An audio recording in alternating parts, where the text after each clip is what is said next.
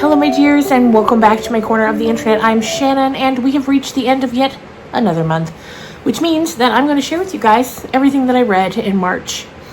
I read 10 books in March. I'm almost done with another one, but it's nighttime on the 31st, and we're not going to make it. So that'll count for April. I can't believe it's almost April. In 2025, January went so slow. But then after that, they've been just flying by. Anyway, here's how we're going to do it. We're going to go from the lowest rated to the highest rated, with the exception of the first one I tell you about, just because it was a short story collection and the stories were all vastly different ratings. So we'll start with that one. And that was the Shivers collection, which is an Amazon original, which I guess means that it's going to be like only available for Kindle, not in in physical form. And this was so good. This had so many, it's 5 short stories by 5 heavy hitter horror authors, and I really enjoyed all of them. The first one was from Joe Hill. That one got a 3 for me. Then there was one by Stephen Graham Jones, which got a 5. Then there was one by Grady Hendrix that got a 5. Then there was one from Catcher on a Ward that got a 5. And then there was one by Owen King, and that one got a 4. So every single one was incredibly enjoyable, and I look forward to you guys being able to read them if you love these authors. So that comes out April 15th. So next up, we're going to go with the lowest rated, and that was Senseless by Ronald Malfi. This one got 3 stars for me, which was a bit disappointing because I loved small town horror, and that's the only other book from him that I've read, and I just loved it. So I'm definitely excited to keep reading from him, but this one just wasn't for me. It wasn't for me. It's kind of like a detective mystery type story, and I don't really like those. And plus, there's 3 point of views in the book, and the third one I didn't care for. I didn't care for that character at all. And you might think to yourself, well, sometimes there's unlikable characters, and that's fine. And I agree, because a lot of these characters were unlikable. But there was something about that one I didn't connect with at all. So 3 stars.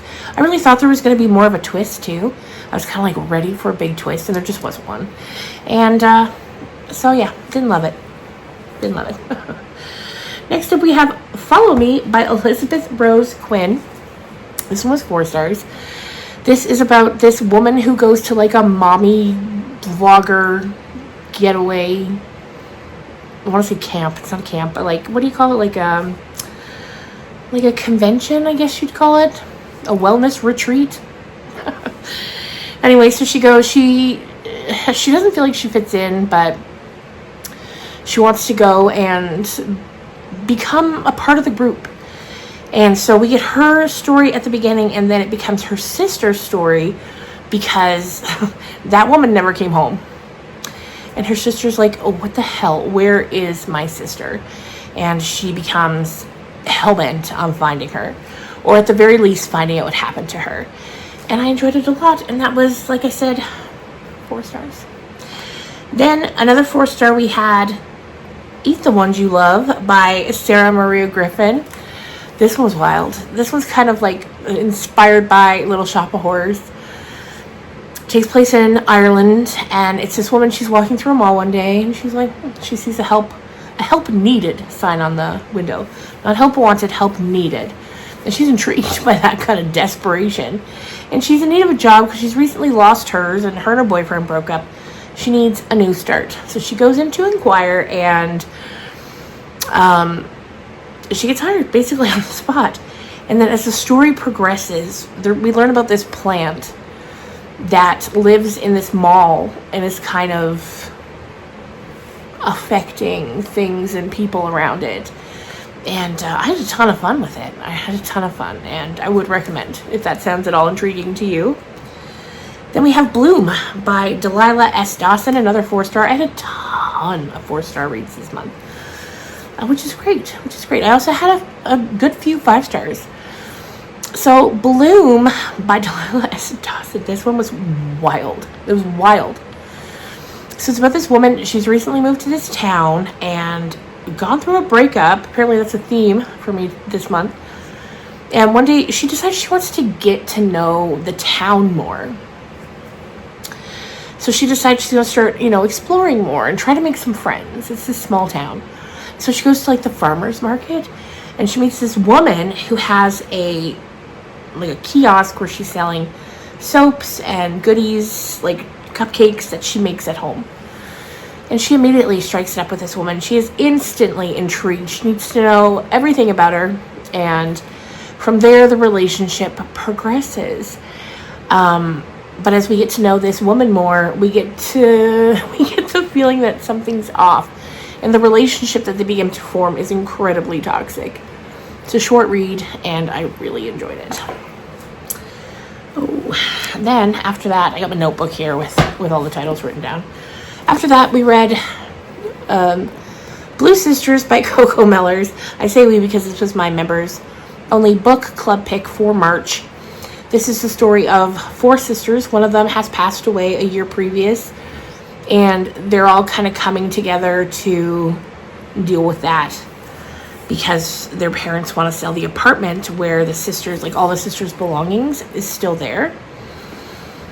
And so as the story goes on, we get to know all of the different sisters. There's Avery, Bonnie, Lucky, and then the one that died, Nikki.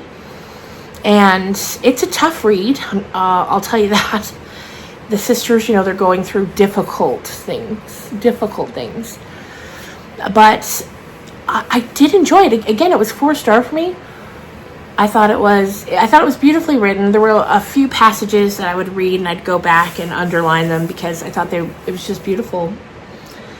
And I liked the way that it feels realistic in that everyone is so very flawed, to the extreme, because it's a book, but I liked that about it, that it felt realistic in the way that the characters were portrayed and the way that the grief was portrayed. Loved it. After that, I read Yellowface by R.F. Kuang. I say we all the time because, for that one, it was the book club, but I say we because I feel like I'm reading them with you because I'm telling you about every single book I read throughout the month, so I feel like we read it. This is the story of 2 friends. I use that term very loosely. And they're both writers. One is incredibly successful and one is not. And so one night they're hanging out together and they're at the one who's successful, they're at her house. And they're making pancakes. And she chokes and she dies. And the main character here, June, she's like, oh my God. So, of course, she calls an ambulance, calls 911, everything like that. But as she's getting ready to leave the apartment, before the first responders arrive, she notices that her friend has finished her next manuscript. And she takes it and she puts it in her bag. And she goes on to publish it under her own name as though it's her own story. And so things from there really unravel.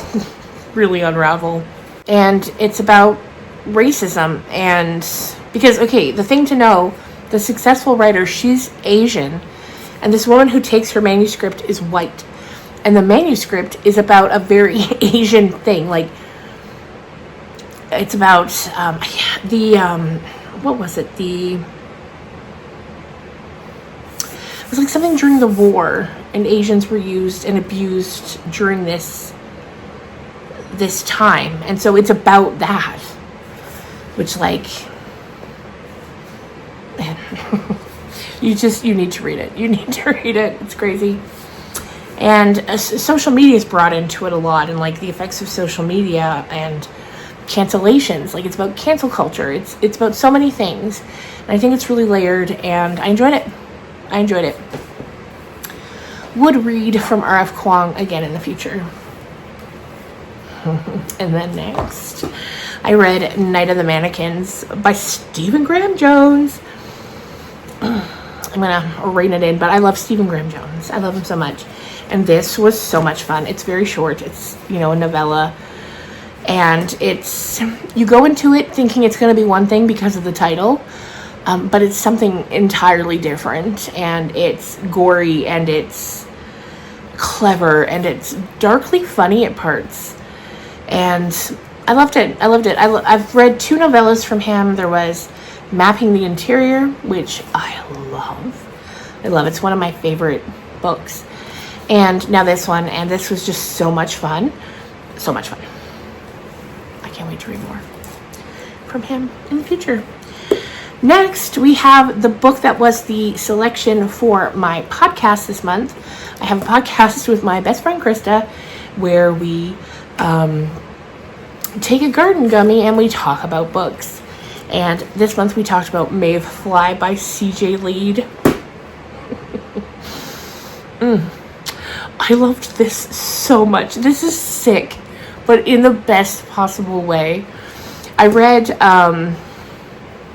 American Rapture by this author last year, and it was actually my favorite read of 2024 because I was blown away. I went in with no expectations because I knew nothing about the author. I knew very little about the story. And that book, by the end of that book, and many parts in between, I was sobbing. It was so sad. So sad. I'm not going to get into that one because I've talked about it plenty already. Anyway, Maeve Fly. This is about a woman named Maeve Fly. She works at Disneyland, and she's Elsa. And she does that by day, and then by night, she's got a lot of rage.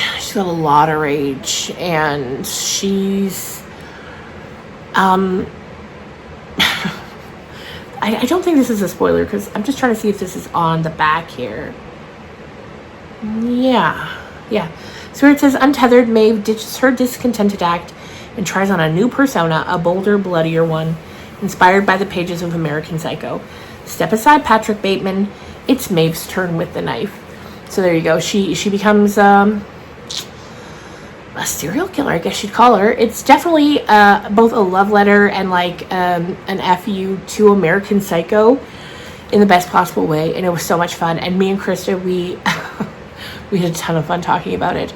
So if you want to hear us talk in length about it, you can check out THC Library on Spotify. And then the final book I read this month was The Eyes Are the Best Part by Monica Kim. This is a book about an Asian woman who lives with her mom and her sister in an apartment in California. They're Korean, but they live in California because her parents are both from Korea, but they met each other in California. And their dad has recently run away. He's just up and left them. And the mom is devastated, to put it mildly. She's devastated. Then in time, she starts dating someone else, and our main character here, Ji-eun, she becomes obsessed with wanting to eat his eyes. And blue eyes in particular. She wants those blue eyes. And she hates him, but she wants those eyes. And it's sort of a slow unraveling of this young woman as she descends into... as she descends. We'll just leave it at that.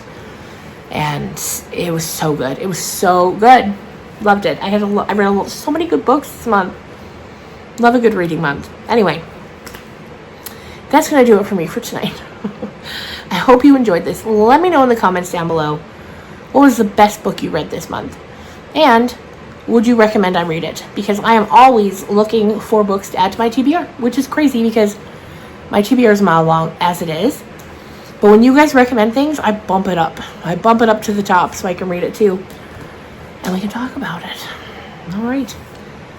Again, thank you for watching. I hope you guys had a great March. And if you didn't, I hope April's better. And I'll see you soon. Bye.